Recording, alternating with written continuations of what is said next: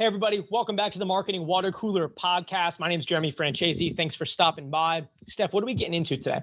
Let's talk about the obsession with attribution. Attribution models, right? I think most people are familiar. If not, I'll break it down real quick. Look, attribution models, attribution software, it's really just a fancy way of saying, where are these results coming from? And can we track it, organize it, analyze it to make more decisions? So when you go through a web inquiry and it says, how did you find us?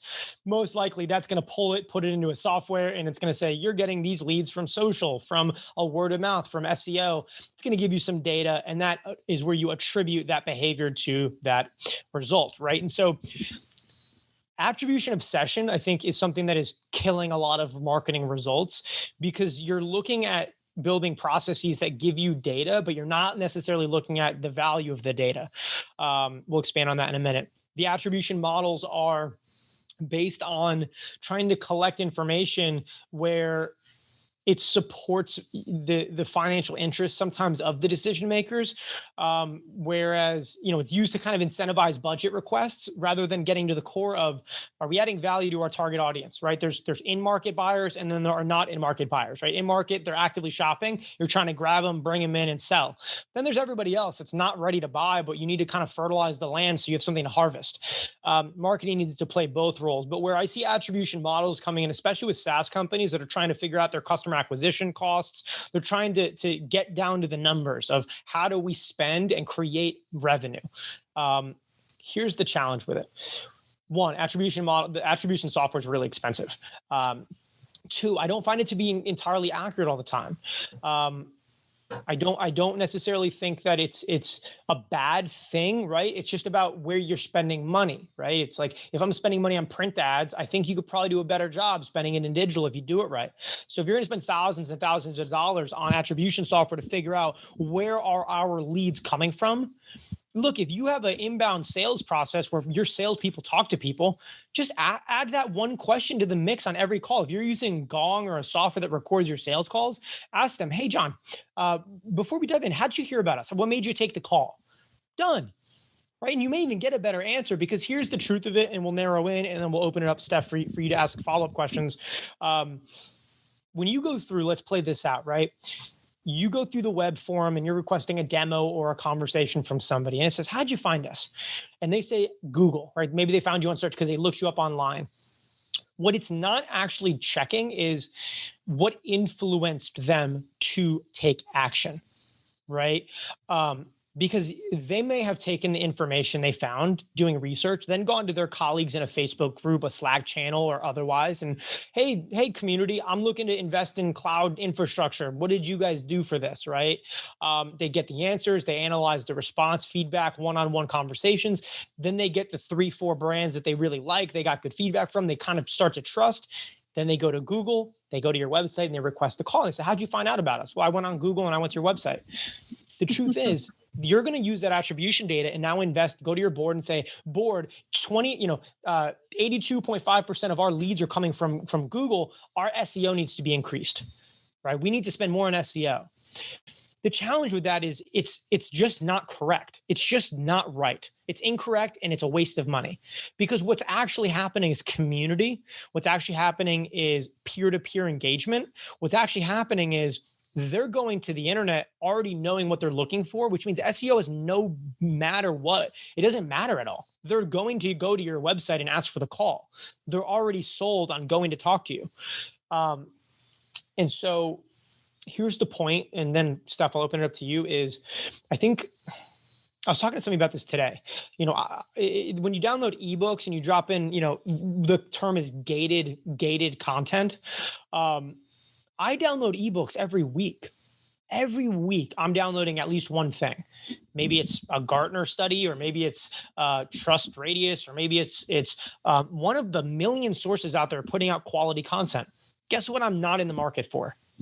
Any of their services. I want to learn. So my point being, you're looking at your MQLs and your qualified leads because Jeremy Francesi, founder and president of a marketing agency, downloaded our ebook on B2B sales journey process development. That means he's a qualified buyer. Let's go and email automate the hell out of him until he buys from us. I'm not a buyer just because I gave you my email and got the white paper. But that's what attribution software does. It's like it tells you all the information you don't really need because you're now not focusing on impact. You're focusing on, we need more emails in our database this month. We need more people coming to our website. And that means if it's SEO, we need to invest in SEO. When in reality, those are not the things that create revenue. You're adding emails to a database, but you're not measuring pipeline contribution. And so the obsession with attribution modeling is, I think it takes your eyes off the ball if you're in the head of marketing. But at the same time, what it means is you need to reframe how you consult your board and your executive team on progress, on impact, on development, because they're going to look for numbers. They should look for numbers. But adding 100 emails to your database doesn't mean that you're adding any opportunity to pipeline. And aren't we trying to make money, not collect emails? And so I think it can be a distraction if it's not used properly. Steph, help me close the gap here on follow-up questions, things that we may want to dig into deeper here. Yeah. I sort of wonder can we trust consumers to sort of self-report where they're getting their information from? That's sort of something I'm interested in wondering. So that's a great question. And to be honest, I don't know definitively. I'll give my perspective on it and just my raw opinion. I think that when it's in a forum, they're going to answer whatever's fast and convenient comes top of mind. But if you're on a call, which is why if you record call, you'll hear me use Gong and these other sources, like marketing should be listening to sales calls. Like we work with PE firms, and I was like, let me host your first investor webinar call. For your first fund, they're raising $30 or $100 million. I was like, let me host it. Like, what do you mean? Like, let me host it. Let me talk to your investors. Let me understand the questions they have. Let me see the response to the information, the webinar, the entire thing that we did. I'll be your voice. I'll host it. You be the experts. I'll be the host of the party. And my point is, you get to ask follow-up questions. So that lead form is going to say social media, email marketing, trade show, friend or peer-to-peer or other. Mm-hmm. That doesn't give you any context, right? They may have come through Google or they found you because of, a friend. This is okay. Let's get detailed here. Let's say they say, I got it from social media. What isn't social media? Right. Like what the hell in 2021 is not social media? So we have to think about these lead forms and not these lead forms, excuse me, that's the wrong term. We have to think about the attribution intake process. Social media, does that mean a Slack channel? I'm in multiple Slack channels. I introduced myself in a new one I just got involved with, and the CEO of a company immediately commented and said, hey, I lived in DC for 27 years. Rock Creek Park's a beautiful area. And we went back and forth for seven different things. You know what? If I have a question on something that person's probably experienced, I'm able to talk about, I'll probably reach out and say, hey, John, on a direct message to Slack, hey, I noticed you're the CEO of this type of company. We're actually looking to make some decisions. You seem really friendly in the community. Any advice on how to approach this? I'm unsure of which direction to go. Mm-hmm. So yeah, I might tell you social media, but you know what actually happened? Community. And so it's easier to say, hey, board, we need to invest in social media because we're getting data back. But what's a lot harder is getting specificity, which drives execution, right? And so to answer your question, know when they have comfort to just give their data and go. On a sales call, right? A Gong recorded call where you can listen to it afterwards. I'd love for it to say, hey, Steph, thanks so much for stopping by, and taking time out of your busy day to take a look at our product, our solution. What I'd like to do today, you set your agenda like a decent call, right? I'd like to accomplish this. This is how it's going to go. At the end of it, this is what our next steps should be. Does that sound fair and reasonable for you? Say, yeah, good. Hey, before we get into the mix of it, I'm curious, how'd you get here? How'd you hear about us? How'd that go? Now you can ask follow-up questions. Right. Oh, social, you got us off social. What platform? Actually, it's our company Slack channel. Somebody shared a video from Jeremy on the podcast from LinkedIn into it because one of our marketing people was asking about what to do before hiring an agency. And I saw a clip you guys put out about a recent episode, and it was really easy and actionable and made sense. So instead of trying to explain it myself, I just grabbed the video. My point is, you got to get details for data to matter. Data is just, it's in and out. If it's bad data in, it's bad data out. And so I think you can trust people when you can talk to them. But again, we'll have to talk through and get some market research in there, but you're spending $1,000 a month on attribution software to get data to help you tell the success stories of your business. Right. Yeah. I remember back in like high school taking prob and stat. It was the math wasn't the important part. It was the context of it all. And having the context is really like, that's what gives the data meaning. Absolutely. If you can have a whole bunch of numbers in a spreadsheet, but if you don't know where, like in the grand scheme of things, those numbers live, they are just numbers. And I think to add on that, it's the process, right? We spend a lot of time trying to figure out three things: who our customer is, how they acquire information, how they buy things, and where they spend their time. Mm-hmm. Right? Because I'll give you some example. I had a COO of a healthcare organization reach out to me. They are a healthcare SaaS company. She DM'd me on LinkedIn and said, "Hey, Jeremy, I see some of the stuff you put out. I wanted to ask you some questions." And it was about growth, and it was about how to go to market and do different things. We went back and forth probably a dozen or so messages. And I don't think it was a fit for us, but I was happy to help. And so again, clarifying attribution models and the pain of how to lean on them in the wrong way. Let's say she and I start working together. And in the form that fuels the attribution model, she says social media. Well, that doesn't tell the full story. Right. The full story was organic content, because we're not running ads right now like that. Then personal connection request, not corporate, right? Distinction, mm-hmm. Human being, not corporate content. Right. Second was a DM and a direct engagement. I sent her a voice message via LinkedIn saying, "Hey, Lisa, so happy you reached out. Before I can answer this, can you tell me a bit about the business?" Because she asked a very open-ended question, and I didn't know anything about her company. So it gets back to creating great results comes from having good insights, but really more than anything, it comes from narrowing the gap between guessing and knowing.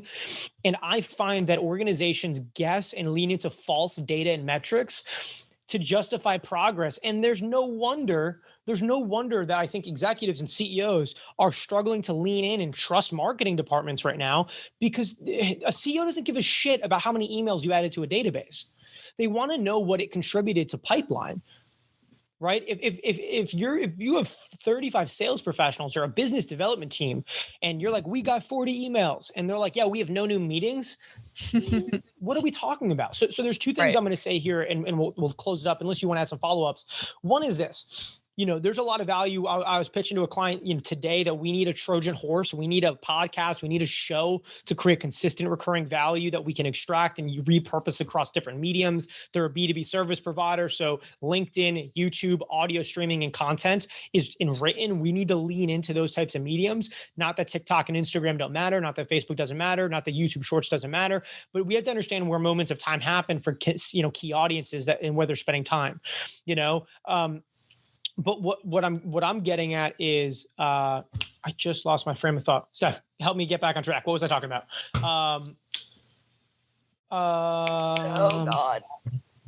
We were talking about opening up. See, this is the first time this has happened on an episode. If you made it through, cheers. What the heck was I going to close out with? We were talking about building content in different worlds for certain things. Community. Well, this comes back to community. This is what I was going to say. The Trojan horse element of a podcast and these content series and things like that can make money and they can produce revenue. But if you're a sales-driven organization, right, you have sales, you have to find a way to hit consistent metrics, right? You have to find a way to achieve goals on a consistent basis, as well as build all these other resources. Now, you can create content that aligns to your customer journey, that adds value, but you have to understand how marketing plays a role in it. And that's why, back to attribution, my podcast didn't create value until I hit episode 50. And now it's created well over 6 figures in revenue. My point being, if you're missing quarterly sales targets, adding a podcast isn't going to solve that for next quarter. So if your attribution system and your attribution data is crap, then it's like driving with a GPS that's lagging. It's just like, I don't know whether to take this turn or not, right? You have to understand what is creating the data so you can measure how much to trust it. Because if you're listening to this and you're a marketing executive and you're trying to get more buy-in to invest in community, maybe start a Facebook or a LinkedIn group, maybe start a Slack community that's about something specific. If you're trying to get buy-in on these types of things, right, then you need to build a business case. And if you're building a business case on crap data, then it's not going to help you be a credible authority in the boardroom. So you can't go to your board and say, look at this attribution data. We collected 1,000 emails last month from all of our ebooks and white papers, and we grew followers by 1,000 followers last month, right? And that's why I need an extra $150,000 to hire somebody to do this, to do that, to do that. And the CEO and the CFO and your head of sales are going to look at you and say, yeah, that's awesome, but like, did you create any meetings? Did you create any revenue? Like, you're not driving the business. You're just moving in place. That is why the obsession with attribution software is challenging, because it can be so valuable.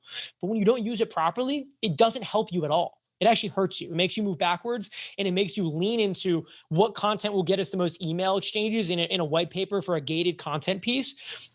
Instead of saying, you know what, if we gate it, then we can't strip it down and repurpose it. If you put up a wall in front of it, I can't extract it and put up a written fact or a graphic from it on LinkedIn. I can't take part of it and work with our graphics artist and say, hey, can you take this? I'll read it over as a voiceover, and can you animate something cool and visual that brings to life the piece of it? And then that points you towards the free grab. It restricts your ability to deliver value in an optimal way, as many different ways as possible, because you're so damn concerned with getting an email that you forget that humans are buying from you, not emails. How are we impacting the human? And so that's the punchline. And so I think depending on where you're at in the life cycle of your business, I just ask you to take a look at the attribution software you're using, not for is it the right software, but what role is it playing in your marketing journey? Is it helping you? Is it jading you? Is it accelerating your process? Is it helping you position yourself at the boardroom level, in the right way? And I promise you, CEOs care about reputation and revenue. And if you're not coming to them with things that can add value to that, I promise you it's a miss. And so, Steph, anything that I maybe missed, anything you want to add here to kind of close things out? I think something I was doing, something I noticed in my research was the world of privacy nowadays. Like, Google might be getting rid of cookies. Apple just did their whole don't track update me thing. Clearly, I don't know the real details of it, but everyone and their mother is afraid of people looking at them through their phones and through their internet. How much longer, I wonder, is this attribution stuff going, like passive attribution stuff versus like actual questionnaires and whatnot? How long that's actually going to be able to be used? Yeah, I mean, it's a really, really good point. I'm really happy you brought it up. And in a separate episode, we can dig into the details of these changes and cookies or no cookies or what the deal is. But that's exactly right. Look, you can still use data to drive value. By no means, it's absolutely integral to the process. But you're right. What happens when you don't have as much information from people? You invest in community. Right? You go back to why in episode 1, I introduced myself as saying I don't have an agency background. I didn't grow up in my career with thousands of dollars of software to tell me about an existing client account that spends $150,000 a month with us. And now we have all this data to work with. I started with people saying, I don't know how to bring my genuine passion for my business online without being a salesperson and a sleazeball, because I built it going to the community events and being a member of my community and staying after hours with PTO to just talk to people and be visible and be a small town person. And I think these big companies can learn a lot from those small town contributions of adding value, get involved in the community. It just may not be Chamber of Commerce. It may be a Slack community. What if I said, go get somebody to spend 2-3 hours a week in a Facebook group, in a LinkedIn group, in a Slack channel. Go get involved in the community so that when it comes to adding value, you're not just doing it in a sales call. You're doing it when a business owner or a person adds a question saying, we're thinking about hiring for this or that. And maybe that's something you can add value value to. And then you get out of obscurity. They start to understand who you are. Maybe they ask you to be on a podcast. Maybe they follow you on LinkedIn because they like how you contribute in community, and then it grows. So when they take away cookies, they take away the data, they take away all the things that allow you to target that person, because John Smith's a 52-year-old male that lives 15 miles south of Kentucky, right? And you get all the data to hit him on the head. You know what happens? They actually want to work with you because they know who you are as a person. And then the rest of it doesn't matter. Right. That's what happens. But to do that, you have to have confidence in your ability to drive short-term revenue without leaning into marketing to fix it in 12 minutes. And two, you need to invest in community and have the right reasons to do it. Because I promise you this, if you start going in Facebook groups trying to convert people, right? Great question. DM me for more. I promise you're going to get nothing. You're going to get absolutely no. The reason I am here today is because I gave way more value than I asked for in return, and people talked about me.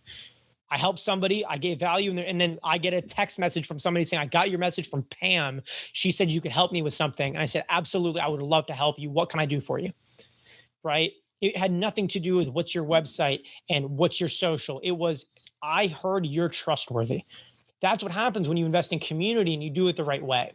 And that's where content adds value. But it comes back to attribution models saying, can you trust the data? And what happens when the data isn't as easy to capture? Because look, the data is there, but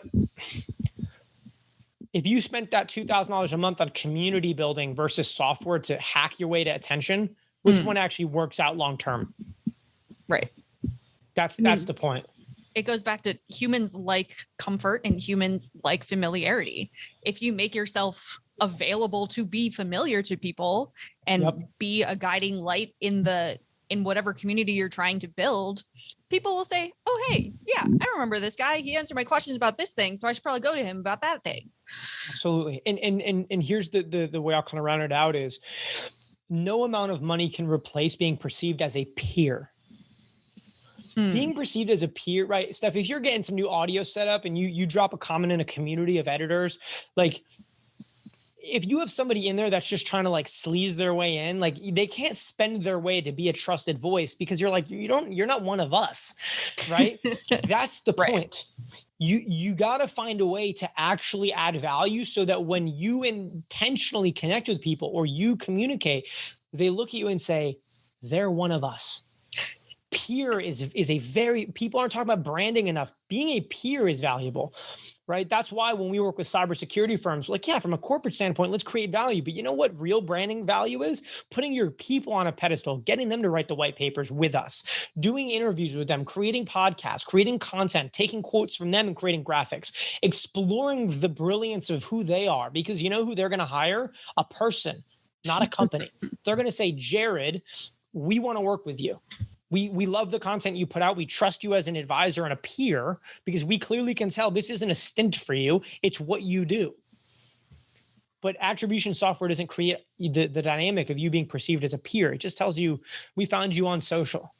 Like, you mean you went on the internet, you know?